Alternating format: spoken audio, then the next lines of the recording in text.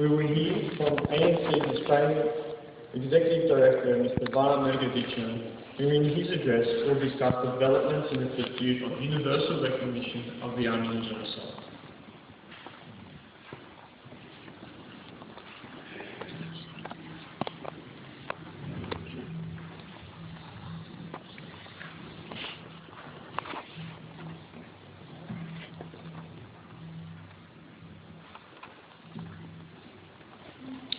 Distinguished guests, friends of the Armenian Australian community, ladies and gentlemen. Whilst the world this year was witness to the bill in France criminalising the denial of the Armenian genocide and the resolution of the United States Congress on the return of churches, which basically called upon the Republic of Turkey to return those churches stolen from the Armenian, Greek and Assyrian communities during and after the Armenian, Greek and Assyrian genocide of 1915, we have to remember that here in Australia, the Australian political leadership took significant action and made great ground in the progress towards a just resolution of the Armenian genocide with the work that was conducted here in Australia. Since Joe Hockey was the lone voice on Armenian genocide recognition in 2008, this issue has matured and come a long way. In just the last 12 months, we have had more than 20 members of the New South Wales and federal parliaments who have called for Armenian, Greek and Assyrian genocide recognition.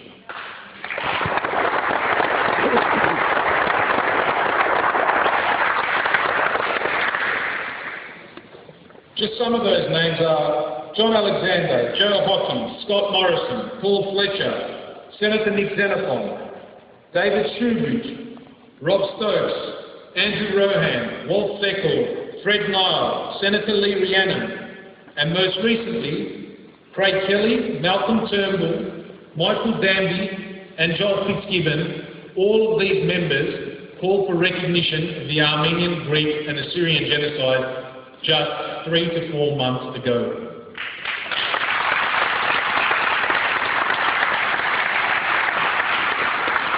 But more than this, I want to actually highlight some of the significant steps that took place over the last 12 months, and they are that Senator Nick Xenophon, for the first time ever in the federal parliament, not only affirmed the historical reality of the Armenian, Greek and Assyrian genocides, but also brought to the attention of the Senate that he was intending on placing on the Senate agenda a motion that, when voted on, would recognise the Armenian, Greek and Assyrian genocide as a crime against humanity. We trust that this motion will be placed on the agenda this year and look forward to the Senate recognising these crimes against humanity.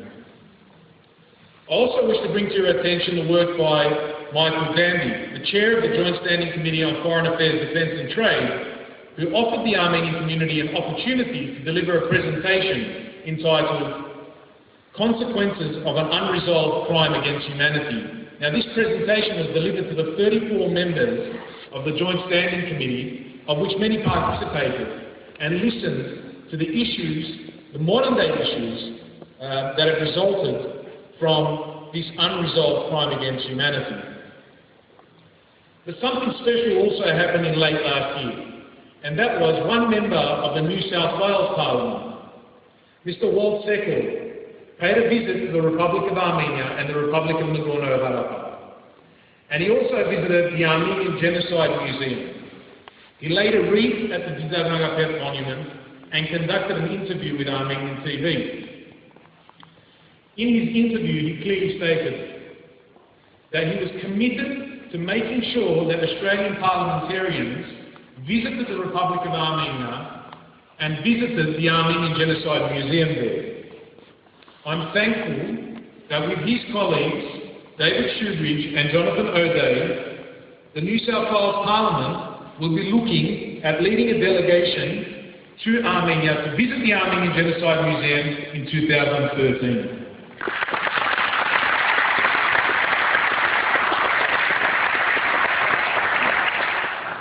Ladies and gentlemen, this type of support clearly demonstrates the maturity of this issue and the fact that so many members of the federal parliament and the state parliament are prepared to take it up demonstrates that this has become a lead issue amongst foreign affairs issues in the Australian political life.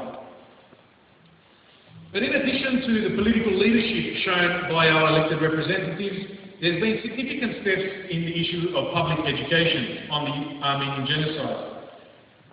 The Sydney Jewish Holocaust Museum has over the last 12 months been host to 16 presentations on the Armenian genocide to New South Wales school students. Also, the Armenian Genocide Education website, which was launched just 3 months ago, has already had 4,000 visitors. This website was actually developed in order to assist New South Wales students and teachers to learn about the Armenian genocide as part of the New South Wales history syllabus. And we've already had that many visitors come and learn about the Armenian, Greek and Assyrian genocides. Ladies and gentlemen, also in the last year I want to bring to your attention that this issue has become a media issue whereby mass media outlets have reported issues that are important to Armenian, Greek and Assyrian Australians.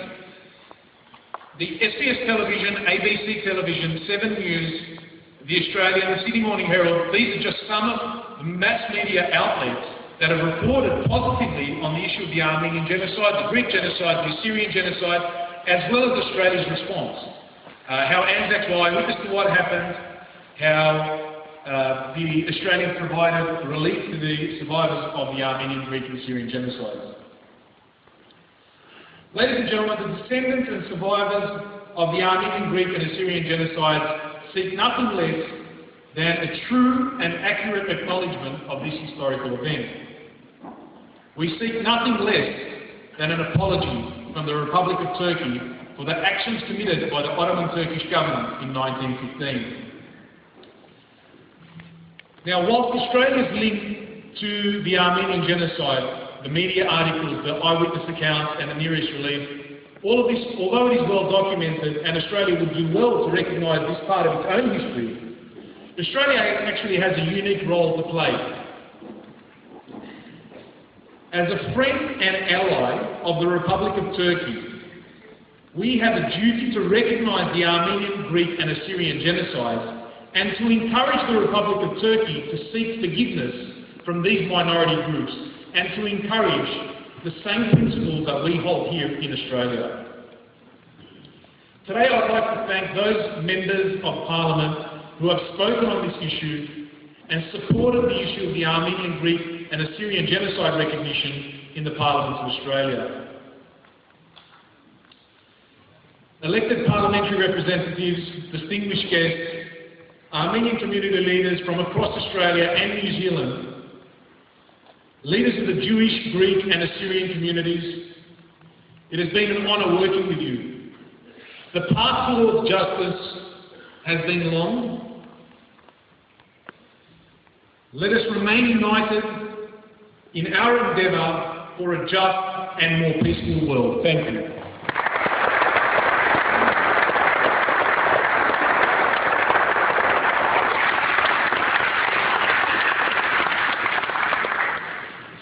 Thank you. As in previous years, we have a number of messages from federal and state political leaders. Ladies and gentlemen, the Prime Minister is not represented here today. Regrettably, the Prime Minister has also not provided a message for this solemn occasion. We will continue to advocate until the Australian Government officially recognises the Armenian genocide. Ladies and gentlemen, please welcome the Federal Liberal Party's Honourable Joe Hockey, MP, Shadow Treasurer and Member for North Sydney to deliver a message from the Leader of the Opposition, the Honourable Tony Abbott, MP.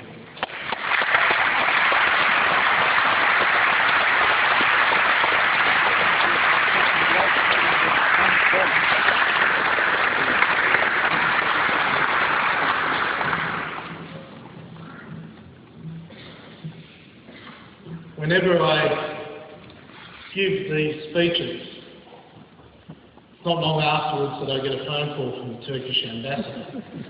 Wanted to come around and have a cup of tea. I always welcome him to my office.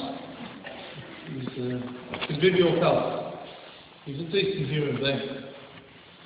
And in our good-natured discussion, it becomes obvious that when I speak from the heart, and when he speaks from a written script. That's the difference. He knows in his heart denial of the Armenian genocide is the equivalent of bearing witness to the genocide and not lifting a finger. That is the truth of what genocide is. It is the systemic, calculated attempt to annihilate, in some cases successfully, an entire race of people. And if you deny the event, not only are you denying history, but the moral equivalence, as if you bear witness to the event itself. It was 5 years ago that, in a rather controversial manner, I travelled to Yerevan as a minister in the Howard government, sought out the curator of the Armenian Genocide Memorial, organised for a tree to be planted and a ceremony to be held for me to recognise the genocide and probably many relatives of my own who were victims of the genocide. I give you a pledge that if there is a change of government and I become the Treasurer of Australia, I will return to Yerevan, I will go out to the Armenian Genocide Memorial, I will plant a tree, and I will say exactly the same things that Isaiah has said all my life. It cannot be denied.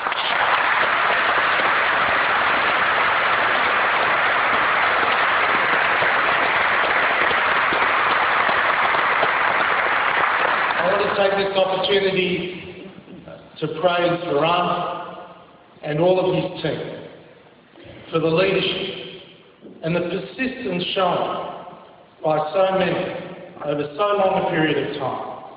He is absolutely right. Momentum is building. And when the speeches were given by my colleagues Paul Fletcher and Craig Kelly and John Alexander and Joel Fitzgibbon and Michael Danby and a number of others in the Parliament, there was a building momentum in the chamber. You could feel it. There was a turn of events that finally everyone recognised that you could no longer continue to deny history. And it was meaningful and it was heartfelt. And I also particularly want to thank our friends in the Greek community, the Syrian community, and I particularly want to thank our friends in the Jewish community. In modern times, no community has felt the wrath of the evil of genocide more than the Jewish people. And as they know in their hearts, denial is a blemish that cannot be rid of from the hearts and minds of the children that follow. So therefore, we have a collective interest.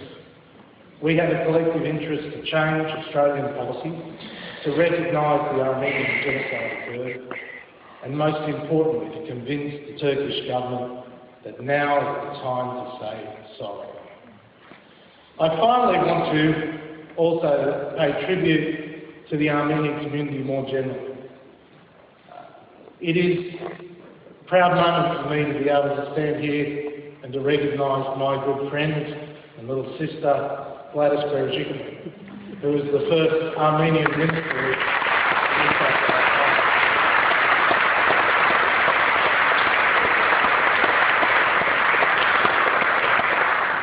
By participating in the Australian community, by involving yourselves in politics, by